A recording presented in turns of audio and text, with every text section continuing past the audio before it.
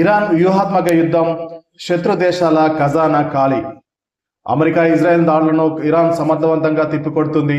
అదే సమయంలో యుద్ధంలో శత్రు దేశాలను ముప్పు తిప్పు పెట్టడానికి ఇరాన్ వ్యూహాత్మకంగా యుద్ధం చేస్తుంది. తక్కువ ఖర్చుతో యుద్ధం చేస్తూ శత్రుల ఖజానా ఖాళీ చేస్తుంది ఇరాన్.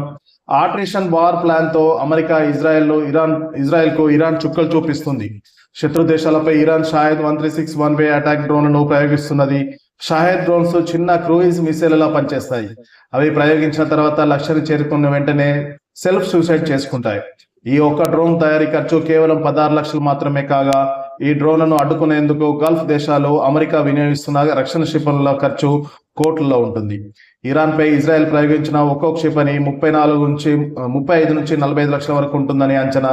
ఇక విమానాలతో ప్రయోగించే సైడ్ వైండర్ క్షిపణుల ధర ఇంకా ఎక్కువ ఉండే అవకాశం ఉంది. అమెరికా ప్రయోగిస్తున్న ఒక్కో ఇంటర్సెప్టర్ క్షిపణి ధర 30 కోట్లకు పైనే ఉంటుందని నిపుణులు అంటున్నారు. అంటే 16 లక్షల డ్రోన్ కూల్చేందుకు 30 కోట్ల క్షిపణిని ప్రయోగిస్తున్నారు. ఇదే ఇప్పుడు యుద్ధంలో interesting and financial tension point. యుద్ధం ఎక్కువ కాలం కొనసాగితే అమెరికాలో ఆర్థిక మాంద్యం ఏర్పడే అవకాశాలు స్పష్టంగా కనబడుతున్నాయి. అదే సమయంలో నేను ఏమైనా పర్వాలేదు, ప్రత్యర్థి మాత్రం నాశనం కావాల్సిందనే ఫార్ములాతో ఇరాన్ భయంకరమైన యుద్ధం చేస్తుంది. ఇప్పటికే గల్ఫ్ లో కొన్ని దేశాల్లో ఆర్థిక నిల్వలు తగ్గుతున్నాయని తెలుస్తుంది. ఇరాన్ మాత్రం తక్కువ ఖర్చుతో యుద్ధం చేస్తూ ఇతర దేశాలకు చుక్కలు చూపిస్తుంది. ఇజ్రాయెల్, అమెరికా మాత్రం ఆర్థిక భారంతో యుద్ధం చేస్తూ తీవ్రంగా నష్టపోతున్నాయి. యుద్ధం ఇలాగే కొనసాగితే ఆ రెండు దేశాలకు చివరకు ఆయుధాల కొరత, రాజకీయ ఒత్తిడి కారణంగా యుద్ధాన్ని నిలిపివేయాల్సిన పరిస్థితి రావచ్చంటున్నారు విశ్లేషకులు. ఇక ఇరాన్తో చేస్తున్న యుద్ధం కారణంగా అమెరికా భారీ మొత్తంలో ఖర్చు పెట్టాల్సి వస్తుంది.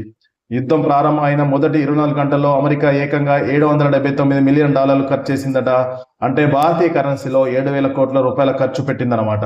ఇలాగే యుద్ధం కొనసాగితే అమెరికా రోజుకు కనీసం 58 కోట్ల వరకు ఖర్చు పెట్టాల్సి వస్తుందని ఆర్థిక రంగ విశ్లేషకులు అంచనా వేస్తున్నారు.